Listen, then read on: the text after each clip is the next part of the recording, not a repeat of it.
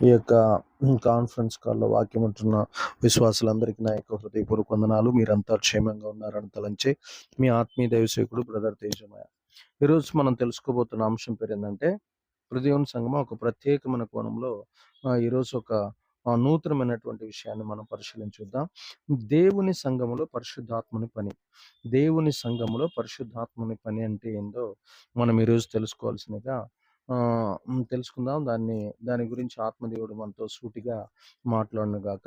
ప్రకటన గ్రంథం 2వ అధ్యాయము 7వ వచనం ఒకసారి చూస్తే, ప్రకటన గ్రంథము 2వ అధ్యాయము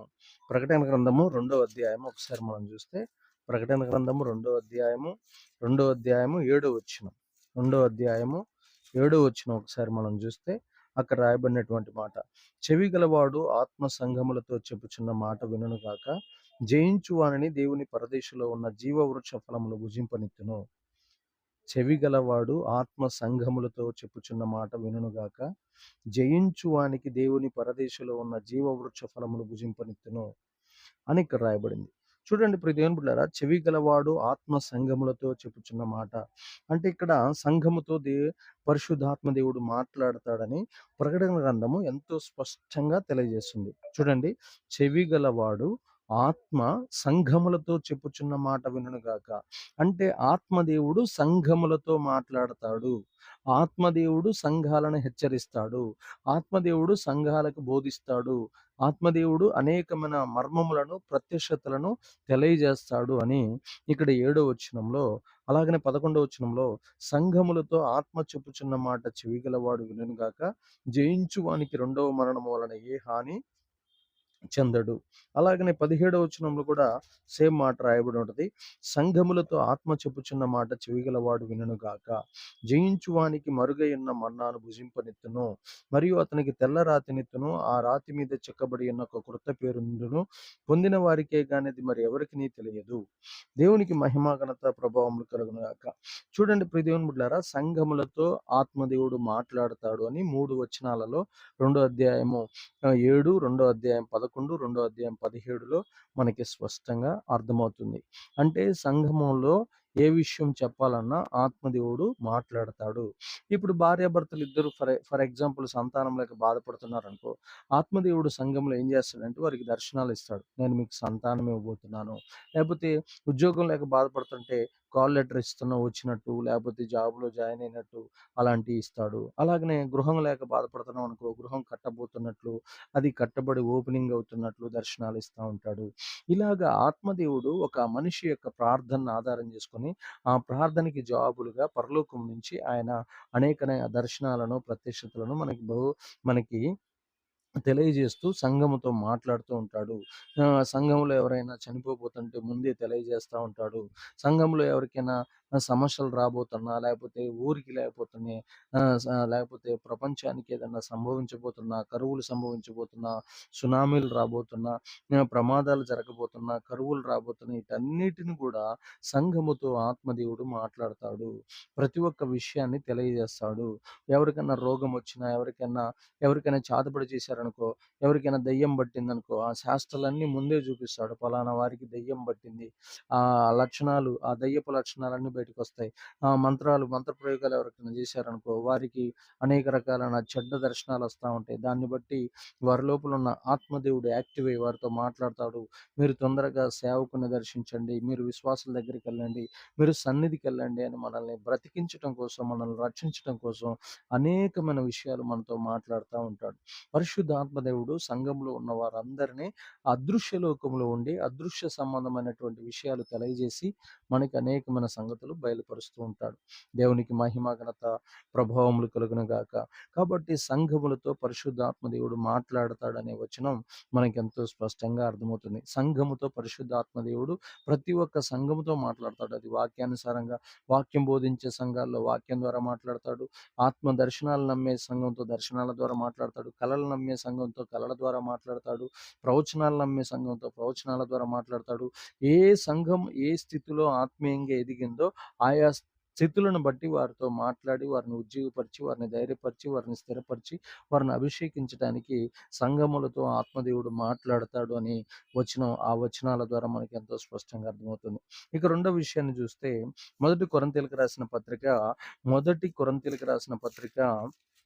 3వ అధ్యాయము 16వ వచనాన్ని ఒకసారి మనం చూస్తే, మొదటి కొరింథీయులకు రాసిన పత్రిక 3వ అధ్యాయం, మీరు దేవుని ఆలయమై ఉన్నారనియు దేవుని ఆత్మ మీలో నివసించుచున్నాడనియు మీరు ఎరగరా. సంఘములో దేవుడు నివసిస్తాడు అని ఇక్కడ ఎంతో స్పష్టంగా, సంఘములోనే కాదు మానవ శరీరంలో కూడా దేవుడు నివసిస్తాడు. టెంపుల్ ఆఫ్ గాడ్ అంటారు, టెంపుల్ ఆఫ్ బాడీ అంటారు. అంటే మానవుని శరీరము దేవుని ఆలయము అని మనం చాలా సార్లు అనుకుంటా ఉంటాం. అయ్యో, అది చాలా పెద్ద చర్చి అండి, అది చాలా ఉన్నతమైన చర్చి అండి, అది ఎప్పుడో 17వ శతాబ్దంలో కట్టారండి, దానికి 4,00,000 మంది, 5,00,000 మంది, 10,00,000 మంది వస్తారండి, అది రాళ్లతో కట్టిన చర్చి. ఇక్కడ చెబుతున్న చర్చి ఏందో తెలుసా? 8 కోట్ల విలువైన మన శరీరము దేవుని ఆలయం అని చెప్తున్నాడు. మన శరీరంలో ఉన్న ప్రతి మూలకాన్ని, ప్రతి ఒక్క అవయవాన్ని, ప్రతి ఒక్క ఎముకను ఒక మానవుడు, ఈ తరంలో ఉన్న మానవుడు తయారు చేయాలంటే దాంట్లో కావాల్సిన కాల్షియం, దానికి కావాల్సిన ఐ కాంటాక్ట్, దానికి కావాల్సిన మెదడు, దానికి కావాల్సిన వాటన్నిటిని తయారు చేసి పెట్టాలంటే ఇప్పుడున్న రేటు ప్రకారం ఒక మనిషి శరీరం యొక్క విలువ 8 కోట్లు. అలాంటి 8 కోట్ల విలువైనటువంటి ఆ దేహంలో, ఆ దేవాలయంలో, ఆ దేహాన్ని దేవుడు దేవాలయంగా ఉండి ఆత్మదేవుడు దాంట్లో నివసిస్తాడని ఎంతో స్పష్టంగా మనకు తెలియజేస్తున్నాడు. కాబట్టి చాలా మందికి తాగుతూ ఉంటారు, వ్యభిచారం చేస్తూ ఉంటారు, అబద్ధాలు ఆడుతూ ఉంటారు, మోసాలు చేస్తూ ఉంటారు, అనేక రకాలైన తప్పులు చేస్తూ ఉంటారు, ఆ దేవాలయాన్ని చెడగొడుతూ ఉంటారు. ఆ దేవాలయంలో దేవుడు నివసిస్తాడని, ఆ దేవాలయంలో నివాసం ఉండి వారిని పరిపాలిస్తాడన్న సంగతి మర్చిపోయి ఆ యొక్క దేవాలయాన్ని, ఆ యొక్క టెంపుల్ ఆఫ్ బాడీని చెడగొట్టి సర్వరోగాలను, సకల విధములైన శాపాలను, సకల విధములైన దరిద్ర దెయ్యాలను, దురాత్మలను మీదికి తెచ్చుకొని నాశనం అయిపోతూ ఉంటారు. కాబట్టి అందుకని ప్రియ దేవుని బిడ్డలారా, సంఘంలో దేవుడు నివసిస్తాడు. సంఘం 2 రకాలు. ఒకటి మానవ శరీరం అనేది ఒక సంఘము, రెండోది ఇటుకలతో కట్టబడింది ఒక సంఘము. దేవుడు మందిరంలో నివసిస్తావా, దేంట్లో నివసిస్తావా అంటే, నేను ఆత్మతో సత్యంతో ఆరాధించేటటువంటి వారి లోపలే ఉంటాను కానీ రాళ్లతో, ఇటుకలతో, ఈ సిమెంటుతో కట్టే వాటితోటి ప్రార్థన ఆలకించడానికి నా కనుదృష్టి అక్కడ పెడతాము కానీ మీలో ఉండి సంచరిస్తాను, మీలో నివసిస్తాను, మీలో తిరుగుతాను, మీలో మైమరిచిపోతాను, మిమ్మల్ని నడిపిస్తాను, మీకు విజయాలు ఇస్తాను అని చెప్పుచూ ఉంటాడు ఆత్మదేవుడు. దేవునికి మహిమ కలుగును గాక. ఇక మూడో విషయాన్ని చూస్తే అపోస్తుల కార్యములు 20వ అధ్యాయము, ఒకసారి మనం ధ్యానిస్తే, అపోస్తుల కార్యములు 20వ అధ్యాయము 28వ వచనంలో చూడండి, అక్కడ రాయబడిన మాటలు మనం పరిశీలించి చూస్తే,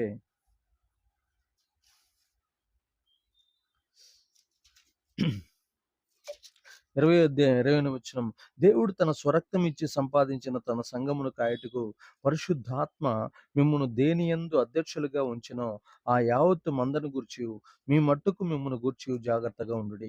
చూడండి ప్రియ దేవుని బిడ్డలారా, అక్కడ సంఘములో నాయకులను నియమిస్తున్నాడు పరిశుద్ధాత్మ దేవుడు. దేవుని సంఘములో పరిశుద్ధాత్మని పని ఏంటంటే, మూడో పని ఏంటంటే, దేవుని యొక్క సంఘములో నాయకులుగా ఎవరు ఉండాలో వారిని నియమిస్తాడు. చూడండి, అక్కడ రాయబడుతున్నాడు, దేవుడు తన స్వరక్తం ఇచ్చి సంపాదించిన, ఇక్కడ దేవుడు అన్నాడు చూడండి. యేసు ప్రభువారు, అక్కడ యెహోవా దేవుడు అని చెప్పలా. ఎవరు మనకు రక్తం ఇచ్చింది? యేసు ప్రభువారు. యేసు ప్రభువారిని అపోస్తల కార్యముల్లోనే దేవుడు అంటున్నారు లూకా గారు. దేవుడు తన స్వరక్తం ఇచ్చి సంపాదించిన తన సంఘమును కాయుటకు పరిశుద్ధాత్మ మిమ్మును దేనియందు అధ్యక్షులుగా ఉంచెనో, దేవుడు మనల్ని అధ్యక్షులుగా నియమిస్తాడు. ఆ యావత్తు మందను గురించి మీ మట్టుకు మిమ్మును గూర్చి జాగ్రత్తగా ఉండండి. మందను గురించి, మీ మట్టుకు మిమ్మును గురించి జాగ్రత్తగా ఉండండి. సంఘంలో నాయకులను నియమించుట పరిశుద్ధాత్మ దేవుని పని. బర్నబాని నియమించింది పరిశుద్ధాత్ముడే, పౌలును ఏర్పాటు చేసుకుంది, అపోల్లోన ఏర్పాటు చేసుకుంది, 12 మంది అపోస్తలులను ఏర్పాటు చేసుకుంది, ప్రతి ఒక్కరిని ఏర్పాటు చేసుకుంది పరిశుద్ధాత్మ దేవుడు. కాబట్టి ఇక రాస్తున్న సంఘములో నాయకులను నియమించుట, అలాగే పేతురు గారిని ఫిలిప్పు సమరయాకెళ్ళి సమరయాకెళ్ళి సువార్త ప్రకటించమంది పరిశుద్ధాత్మ దేవుడే. అలాగనే స్టెఫన్ని ఏర్పాటు చేసుకుంది పరిశుద్ధాత్మ దేవుడే.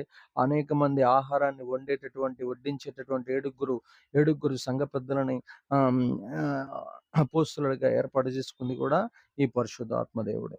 అయితే సంఘంలో ఎవరు నిలబడాలి, నాయకులుగా ఉండాలి, ఎవరు ఎలాంటి పని చేయాలి, ఇవన్నీ కూడా పరిశుద్ధాత్మ దేవుని స్వాధీనంలో ఉంటాయి. ఎవరు పాటలు పాడాలి, ఎవరు పాటలకు పాడేవారిగా ఉండాలి, ఎవరు ఎవరు మందసాన్ని మోసేవారిగా ఉండాలి, ఇవన్నీ కూడా పరిశుద్ధాత్మని దేవుని ఆధీనంలో స్వాధీనంలో ఉంటాయి. సంఘంలో నాయకులు నియమించేది, వారిని అభిషేకించేది, ఎవరు ఏ పని కోసం ఏర్పాటు చేసుకునేది, ఇవన్నీ కూడా ఆత్మదేవుని స్వాధీనంలో ఉంటుందని ఆదికాండం నుంచి ప్రకటన గ్రంథం దాకా మనకు అర్థమవుతుంది. బెస్సలేలుని అహోలియాబుని ఏర్పాటు చేసుకుంది కూడా పరిశుద్ధాత్మ దేవుడేనని, అలాగనే 70 మంది మోషేకి ఉందన్నటువంటి నాయకులను కూడా ఏర్పాటు చేసింది పరిశుద్ధాత్మ దేవుడేనని మనం బైబిల్ చదువుతూ ఉంటే మనకు అర్థమవుతుంది. సౌలును పిలిచింది, అలాగనే దావీదుని అభిషేకించింది. ఇలా ప్రతి ఒక్కరిని ఏర్పాటు చేసుకుంది.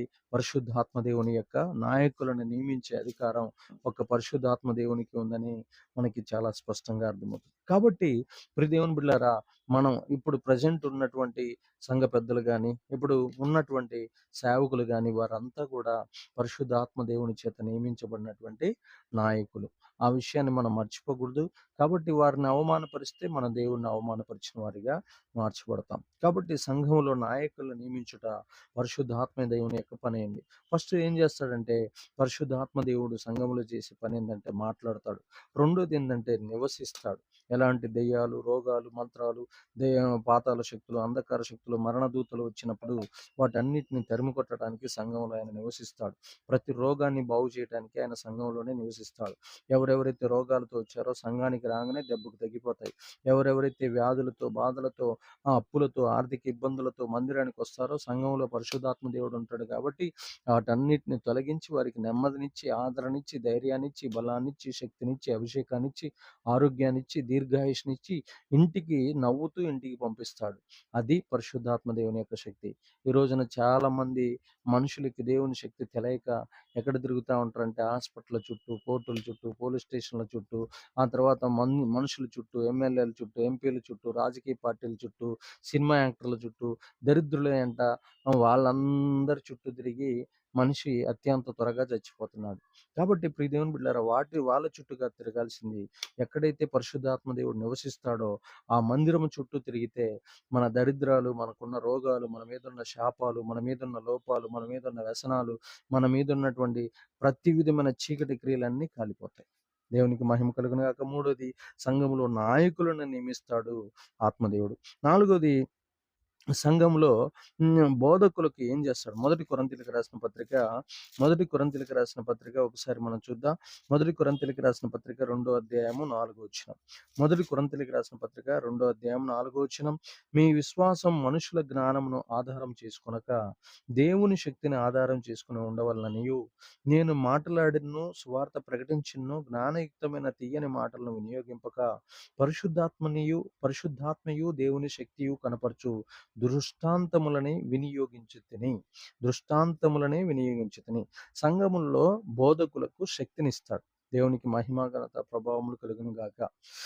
దేవుని సంఘమా, నిజంగా నా సేవా జీవితంలో నేను నిన్న ఒక మే నెల 25వ తారీఖు పాలు తేనెల తైలాభిషేక పండుగ అని కార్యక్రమం చేశాను.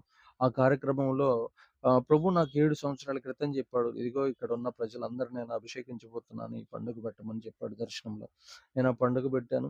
అయితే ఆ పండుగ రోజు దగ్గర దగ్గర 250 నుంచి 300 మంది ప్రజలు వస్తే వారందరిని అభిషేకించాను. అభిషేకిస్తున్న టైంలో దగ్గర దగ్గర వారి మీద ఉన్నటువంటి ఒక 20 దురాత్మల కింద పడి వాళ్ళ వాళ్ళ మీద ఉన్నటువంటి శక్తులు కింద పడ్డట్టు నేను చూశాను. ప్రియ దేవుని బిడ్డలారా, ఈ యొక్క దైవ సేవకులకి దేవుడు ఏమిస్తాడంటే, ఆ బోధకులకు శక్తినిస్తాడు పరిశుద్ధాత్మ దేవుడు. ఎన్ని రకాలైనటువంటి శక్తులున్నాయి, ఎన్ని రకాలైన రోగాలున్నాయి. ఒక అమ్మాయి ఒక సాక్ష్యం చెప్పింది.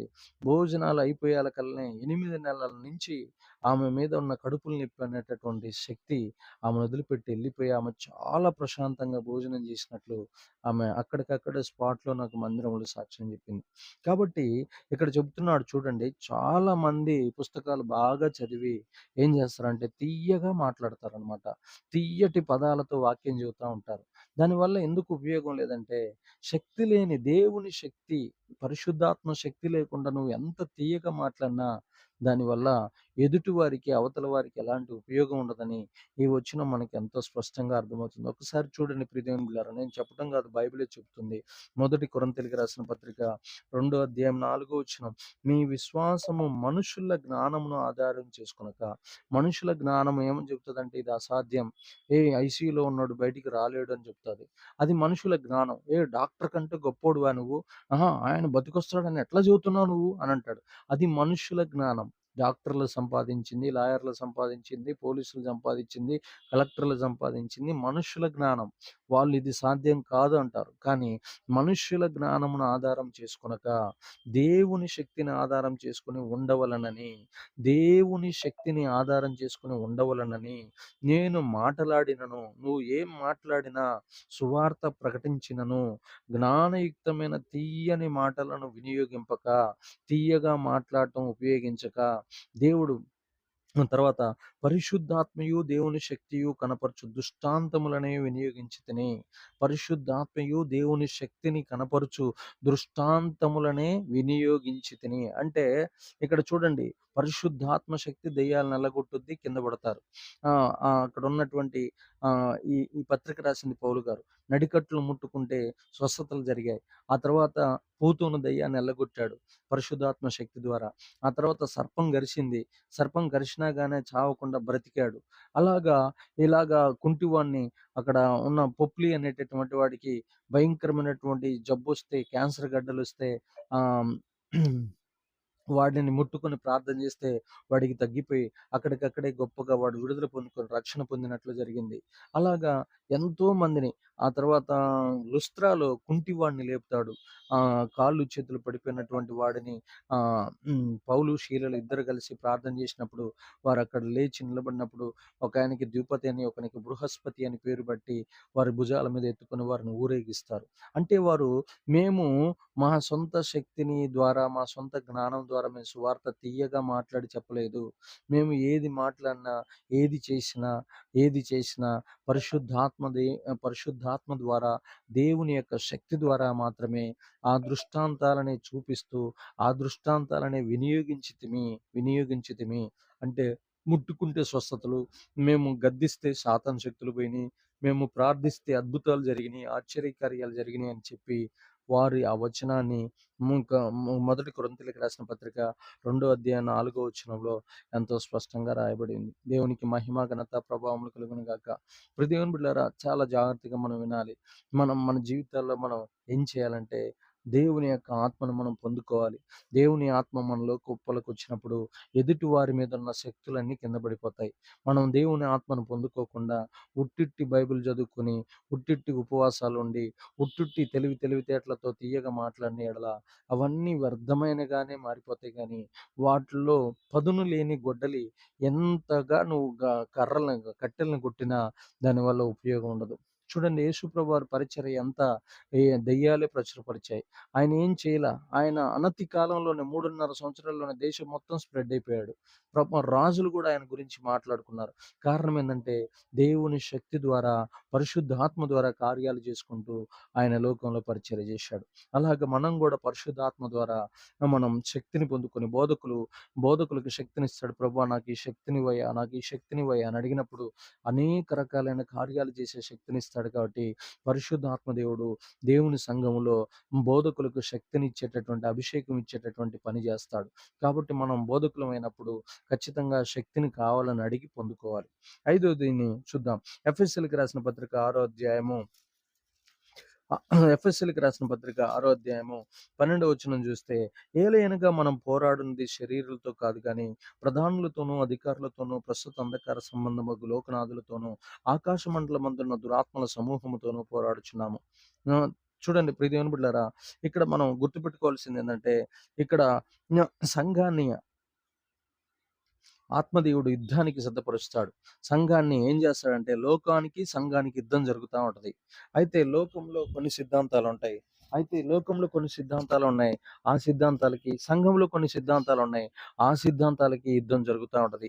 లోకము అబద్ధం ఆడంటది, సంఘము సత్యం మాట్లాడాలంటది. లోకము వేషధారణ, నటన ఏం తప్పు కాదంటది. లోకం వ్యభిచారం తప్పు కాదంటది. లోకం ఇష్టం వచ్చినట్టు జీవించంటది. లోకం లంచాలు తీసుకోమంటది. లోకం వడ్డీ వ్యాపారం చేయమంటది.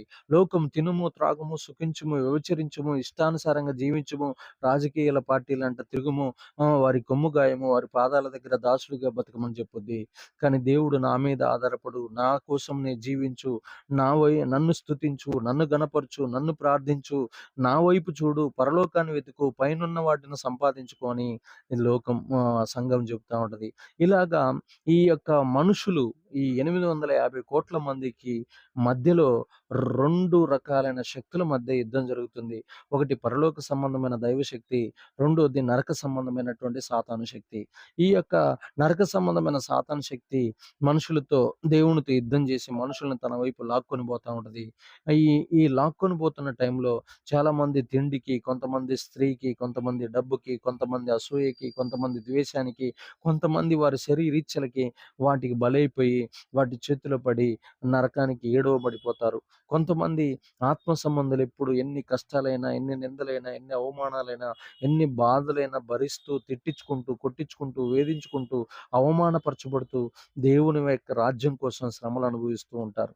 కాబట్టి ఇలాగా సంఘములో ఉన్న ఆత్మదేవుడు ఈ యొక్క లోకముతో యుద్ధాన్ని ప్రకటిస్తాడు. అందుకని మనం పోరాడునది భూ సంబంధమైన మనుషులతో కాదు కానీ, అక్కడ రాశాడు, ఆకాశ మండలమందున్న దురాత్మల సమూహంతో మనం పోరాటం చేస్తాం. మన విశ్వాసాన్ని చెడగొడతా ఉంటాయి, మన ప్రార్థనని చెడగొడతా ఉంటాయి దురాత్మలు, మన యొక్క భక్తిని చెడగొడతా ఉంటాయి, మన సాక్ష్యాన్ని చెడగొడతా ఉంటాయి, మన భవిష్యత్తుని చెడగొడతా ఉంటాయి సాతాను శక్తులు. అయితే వాటన్నిటితో మనం పోరాటం చేసి మన కుటుంబాన్ని చెడగొడతా ఉంటాయి, మన కుటుంబంలో ఉన్న వ్యక్తులను లాక్కొని పోతా ఉంటాయి, మన గ్రామస్తుల్ని మనకు దూరం చేస్తూ ఉంటాయి, మనకు కావలసిన వాళ్ళందరినీ ఈడ్చుకొని పోతా ఉంటాయి. వాళ్ళందరినీ లాక్కొని పాతాళానికి ఈడ్చుకొని పోయి ఆనందిస్తూ ఉంటాయి. అలాంటి శక్తులతో మనం పోరాటం చేయాల్సిన బాధ్యత ఎంతైనా మన మీద ఉంది. తర్వాత ఎఫెసీయులకు రాసిన పత్రిక 4వ అధ్యాయం 4వ వచనం ఒకసారి చూడండి. ఎఫెసీయులకు రాసిన పత్రిక 4వ అధ్యాయం 4వ వచనం చేస్తే, శరీరం ఒక్కటే, ఆత్మ ఒక్కడే, ఆ ప్రకారమే మీ పిలుపు విషయమైన ఒక్కటే నిరీక్షణ ఎందుండుటకు పిలువబడితిరి. దేవునికి మహిమ, ఘనత, ప్రభావములు కలుగును గాక. చూడండి ప్రియ దేవుని బిడ్డలారా, శరీరము ఒక్కటే, ఆత్మ ఒక్కడే, ఆత్మీయు ఒకడే, ఆ ప్రకారమే మీ పిలుపు విషయమే ఒకటే నిరీక్షణ ఎందుండుటకు పిలువబడితిరి అని రాశాడు. చూడండి, మనల్ని సంఘాన్ని ఐక్యపరచడానికి పరిశుద్ధాత్మ దేవుడు ఉన్నట్లు ఈ వచనం మనకు తెలియజేస్తుంది. తర్వాత ప్రభువు ఒక్కడే, విశ్వాసం ఒక్కటే, బాప్తిస్మం ఒక్కటే, అందరికీ తండ్రి అయిన దేవుడు ఒక్కడే, అందరికీ పైగానున్నవాడే అందరిలోనూ వ్యాపించి అందరిలో ఉన్నాడు. అయితే చూడండి, సంఘాన్ని ఐక్యపరచడం పరిశుద్ధాత్మ దేవుని పని ఉంది. దేవుని సంఘంలో పరిశుద్ధాత్మని పని ఏంది అంటే, సంఘాన్ని ఐక్యపరుస్తూ ఉంటాడు.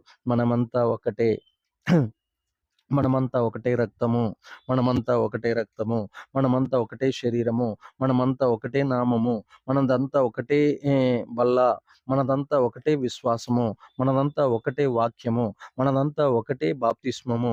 మనందరికీ తండ్రి అయిన దేవుడు ఒక్కడే, మనందరికీ ఆత్మదేవుడు ఒక్కడే, మనందరికీ శరీరం ఒకటే, మనమంతా శరీరం ఒకటే, మనం ఆదాములో నుండి వచ్చినాం, మనందరికీ అన్నం ఒక్కటే, మనందరి కోసం ప్రాణం పెట్టిన యేసు ఒక్కడే, మనందరి నిరీక్షణ ఒకటే, మనమందరం రాబోతున్న రాకడ కోసం కనిపెట్టే నిరీక్షణ ఒకటే. ఇదంతా సంఘాన్ని ఏం చేస్తుందంటే, ఏ కులమోడు వచ్చినా, ఏ జాతోడు వచ్చినా, ప్రతి ఒక్కరిని ఆ బలలో చేయిస్తున్న ప్రతి ఒక్కరిని కుల మత భేదాలు లేకుండా తారతమ్య భేదాలు లేకుండా, కుర్చీలు, సోఫాలు, ఏసీలు అనే తేడాలు లేకుండా, లో class, middle class, high class అనే తారతమ్య భేదాలు లేకుండా అందరూ బల్లలో చేయాలి. అందరూ అదే వాక్యానికి లోబడాలి. అందరూ అదే పాట పాడాలి. అందరూ అదే వాక్యం వినాలి. అందరూ అదే ఆత్మను పొందుకోవాలి. అందరూ అదే అన్య భాషలు మాట్లాడాలి. అందరికీ ఒకటే తండ్రి. ఇలాగ అందరిని ఏం చేస్తాడంటే ఐక్యపరుస్తూ ఉంటాడు పరిశుద్ధాత్మదేవుడు.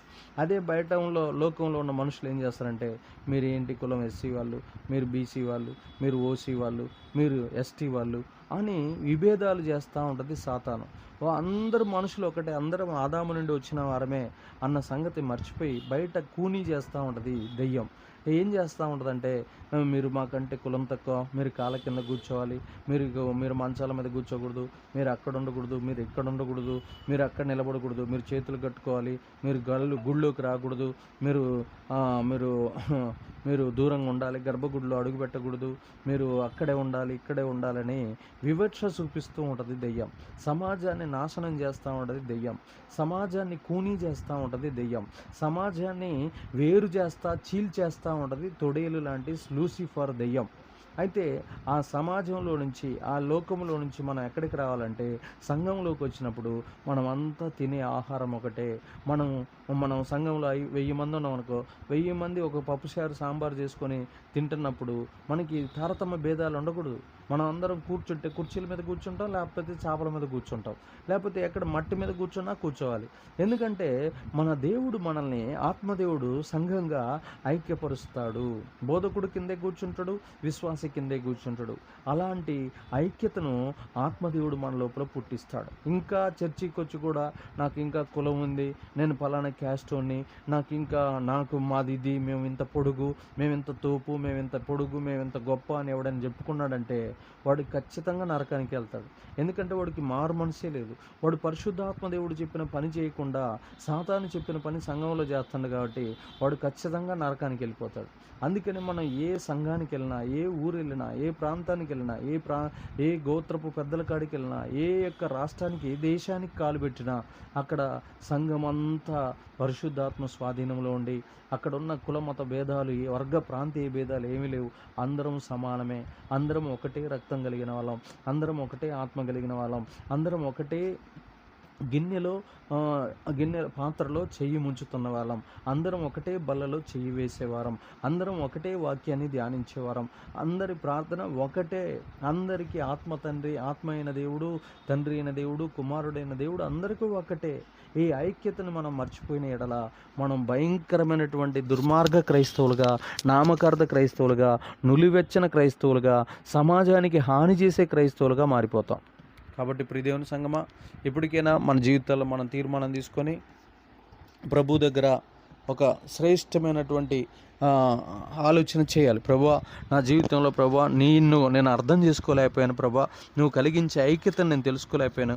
ఈ రోజు నుంచైనా నేను ఆ ఐక్యతను కాపాడుకుంటానయ్యా అని మనము దేవుని దగ్గర మొరపెట్టుకోవాలి. అపోస్తల కార్యములు 1వ అధ్యాయం 5వ వచనం ఒకసారి చూస్తే,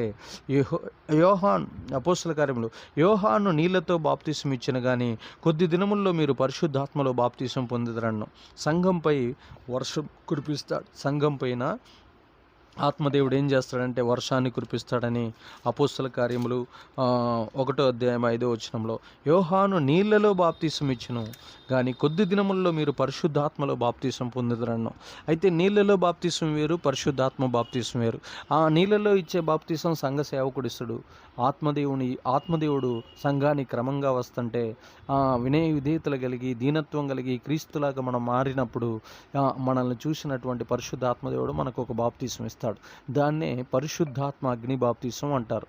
చాలామంది నీళ్ళ బాప్తిసం తీసుకొని పరలోకానికి పోతామని సంకలు ఎగరేస్తూ ఉంటారు. కానీ దానికంటే పవర్ఫుల్ బాప్తిసం ఏంటంటే పరిశుద్ధాత్మ బాప్తిసాన్ని పొందాలి.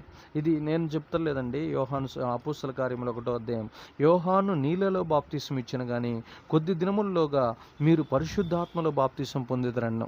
పరిశుద్ధాత్మలో కూడా మనం బాప్తిసం పొందుకోవాలి. పరిశుద్ధాత్మలో మనం బాప్తిసం తీసుకున్నప్పుడు ఏం జరుగుద్దంటే మనల్ని రాత్రిపూట అనేకమైన దర్శనాలు మనకిచ్చి దేవుడు మనల్ని నడిపిస్తూ ఉంటాడు.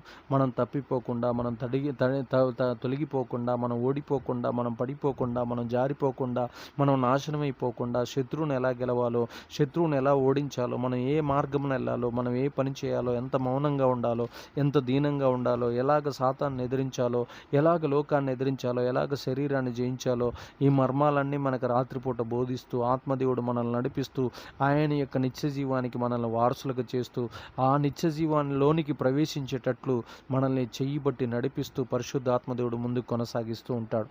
ఈ నీళ్ళ బాప్తిసం తీసుకున్న వాళ్ళు ఏం చేస్తారంటే కొద్దిసేపు విశ్వాసంలో ఉంటారు, కొద్దిసేపు ప్రార్థనలో ఉంటాడు, మళ్ళీ శరీరం వారిని కమ్ముకోగానే, మళ్ళీ లోకం వారిని కమ్ముకోగానే, మళ్ళీ అపవాది వారిని కమ్ముకోగానే, మళ్ళీ లోకంలో సినిమాలు, లోకంలో పాపాలు, లోకంలో అబద్ధాలు, లోకంలో మోసాలు, లోకంలో దగాలు అవన్నీ చేసుకుంటూ ఇష్టానుసారంగా జీవిస్తూ పడిపోయి మళ్ళీ చివరికి తాగుబోతులుగా, తిరుగుబోతులుగా, వ్యభిచారులుగా, దొంగలుగా, అబద్ధికులుగా, మోసగాలుగా మారిపోయి పేరుకు మాత్రం నామకార్థులుగా మళ్ళీ మిగిలిపోయి ఆ పేరుకు మాత్రం క్రిస్మస్ పండగకి, గుడ్ ఫ్రైడే పండగకి, ఈస్టర్ పండగకి, ఏదో కోతకాల పండగకి అలాగ మందిరానికి వస్తారు తప్ప నిజంగా ఆత్మతో సత్యంతో ఆరాధించడానికి పరలోక సంబంధమైన అగ్ని అభిషేకం లేకపోతే పరిశుద్ధాత్మ బాప్తీసం తీసుకోకుండా ఉన్నందున ఓడిపోయి చివరికి సాతాను చేతిలో బలైపోయి మరణిస్తారు. కాబట్టి ప్రియదేవుని బిడ్డలారా, అలాంటి మరణం మనం చూడకుండా ఉండాలంటే, బాప్తిసం తీసుకున్నా కూడా సాతాను చేతిలో మనం పడకుండా ఉండాలంటే మనం పరిశుద్ధాత్మ బాప్తిసం తీసుకోవాలి. ఆయన ఇచ్చే బాప్తిసం పొందుకొని మనం ముందుకెళ్తే అప్పుడు ఖచ్చితంగా మనము చచ్చిపోయే నాటికి ఎలా మన ఆత్మను దేవుడు పరలోకానికి చేరుస్తాడు. ఈ విషయాలు మనం తెలుసుకోకుండా గుడ్డి క్రైస్తవులుగా బ్రతికి నామకార్థ సంఘాల్లో, నామకార్థ సంఘ సేవకుల మధ్యలో మనం బ్రతికిన ఎడల మన జీవితాలు మొత్తం కూడా నరకానికి అప్పగించబడాల్సి వస్తుంది. అందుకని మనం ఎప్పుడు గుర్తుపెట్టుకోవాల్సింది ఏంటంటే, ఆత్మ కలిగిన సంఘం ఎక్కడైతే ఉందో దాన్ని మనం వెతుక్కోవాలి, దాన్ని పట్టుకోవాలి, అక్కడ స్థిరపరచబడాలి. ఆత్మీయుల మధ్యలో దేవుని రాకడ కోసం ఎదురు చూస్తూ, ఆ ఆత్మ కోసం పరితపిస్తూ, ఆయన రాకడ కోసం నిరీక్షిస్తూ మనం ముందుకు సాగనేడలా ఖచ్చితంగా రెండో రాకడలో ఎత్తబడి ఆ యొక్క 5 బుద్ధి లేని కన్యకలు ఎడవబడ్డట్టు కాకుండా బుద్ధి కలిగిన వారమే ఆ యొక్క పరలోక రాజ్యాన్ని స్వాధీనం చేసుకుని వర్ధిల్లదము గాక. దేవుడి మాటలను దీవించి స్థిరపరిచి అభిషేకించి ఆశీర్వదించునుగాక. ఆమెను ప్రార్థన చేసుకుందాం. పరిశుద్ధ దేవా తండ్రి, అద్భుత ఆత్మకార్యాలు అనేకం చేయించిన వాడా, నీకే వందనాలు, స్తోత్రాలు అయినా ప్రభా. అయా కృపలోకి జ్ఞాపకం చేసుకుని అయినా ప్రభా, ఈరోజు నీ ప్రజలతో మాట్లాడిన విధానాన్ని బట్టి వందనాలు అయ్యా ప్రభా. ఈ కాన్ఫరెన్స్